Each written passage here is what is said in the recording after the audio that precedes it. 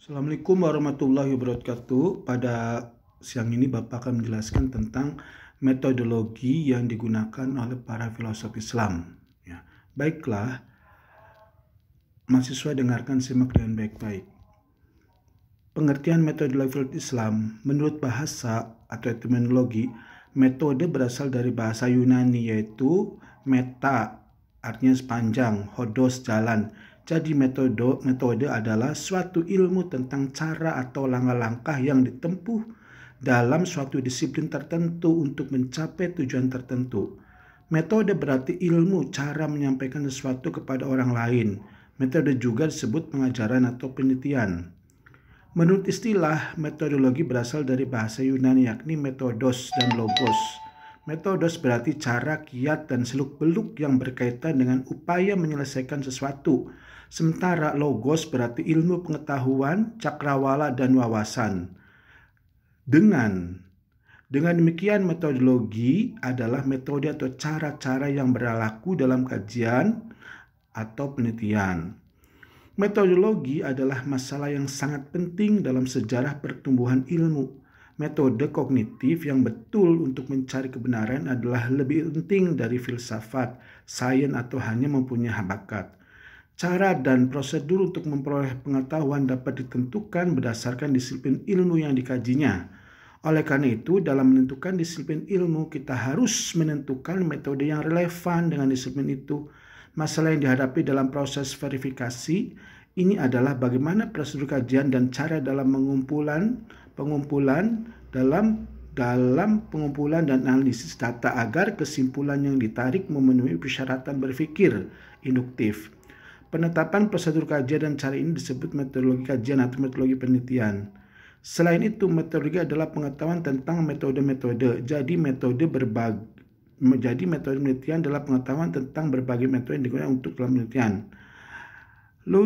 Sophie mendefinisikan metodologi sebagai bidang penelitian ilmiah yang berhubungan dengan pembahasan yang tentang metode-metode yang digunakan dalam mengkaji fenomena alam dan manusia.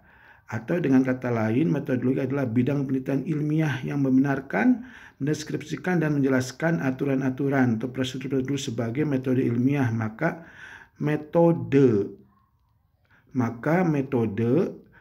metodologi adalah ilmu cara-cara dan langkah-langkah yang tepat untuk menganalisa sesuatu penjelasan serta menerapkan cara. Filsafat Islam menurut bahasa adalah susunan dari dua kalimat yang berbeda, yaitu antara filsafat dan Islam. Pengertian filsafat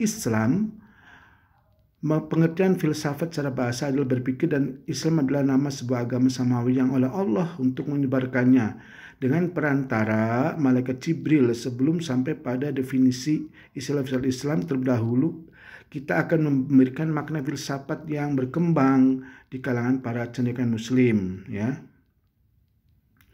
Nah, contohnya Al-Farabi, dia itu seorang filosof yang menjadikan seluruh keunggulannya dari kehidupannya dan seluruh maksud dan umumnya, sedangkan Ibnu Sina mengatakan hikmah adalah mencari kesempurnaan dari manusia dengan dapat mengembarkan segala urusan dan membenarkan segala hakikatnya. Gitu dulu dua, ya. Nah, sekarang kita langsung ke filsafat Islam. Menurut Dr. Ibrahim Mazkur, filsafat Islam adalah mencakup seluruh studi filosof yang ditulis di bumi Muslim, baik hasil karya orang Islam, Nasrani, atau Yahudi, sehingga dia menganggap filsafat Arab adalah bagian dari filsafat Islam. Ya, sekarang langsung, ya, ke bagaimana sih metodologi yang digunakan dalam filsafat Islam ini. Dalam khazanah filsafat Islam dikenal ada 3 model metodologi berpikir, yaitu bayani, burhani, dan irfani. Metode berpikir bayani adalah metode berpikir yang didasarkan pada teks. Teks sucilah yang memiliki otoritas penuh untuk memberikan arah dan arti dari kebenaran yang dicari. Sedangkan rasio berfungsi sebagai pegawai untuk memahami kebenaran di balik otoritas teks tersebut. 2.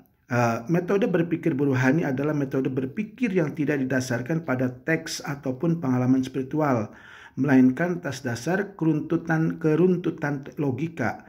Bahkan pada tahap tertentu, keberadaan teks suci bahkan pengalaman spiritual baru dapat diterima, jika sesuatu dengan aturan berpikir logis. Sedangkan metode berpikir irfani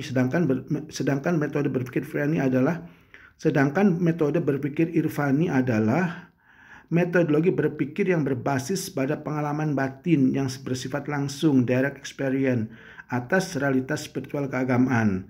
Karena itu, nalar irfani menyasar pada dimensi esoteris dari kebenaran. Dan dalam hal ini rasio digunakan untuk menjelaskan pengalaman-pengalaman spiritual tersebut secara logis dan sistematis. Idealnya, ketiga model berpikir tersebut bekerja secara sinergis dan berjalan kelindan dalam mengurai makna tiap-tiap kebenaran berdasarkan disiplin ilmu dan perspektif yang berbeda. Nalar bayani digunakan untuk memahami teks dalam pendekatan kebahasaan dan aspek normatifnya, sedangkan nalar burhani menuntun untuk memaksimalkan kerja rasio dalam memahami teks dan sumber ilmu lainnya. Dengan berdasarkan hukum-hukum logika dan nalar irfani yang menyasar aspek batin dari teks dan pengetahuan berfungsi untuk memahami kebenaran secara langsung dengan kehadiran knowledge by present. Nalar bayani digunakan dalam lapangan ilmu fikih, jurisprudensi Islam. Nalar burhani digunakan untuk mengembangkan lapangan keilmuan rasional seperti filsafat, humaniora, sains. Nalar irfani digunakan dalam memahami bidang sufisme dan kajian esoterisme Islam. Ketiga model berpikir tersebut masing-masing memiliki kelemahan dan kelebihannya sendiri-sendiri, yang jika digunakan secara parsial maka akan sangat rentan pada kelemahan pengembangan keilmuan dan sangat mustahil untuk bisa menghasilkan khasana ilmu Islam yang holistik.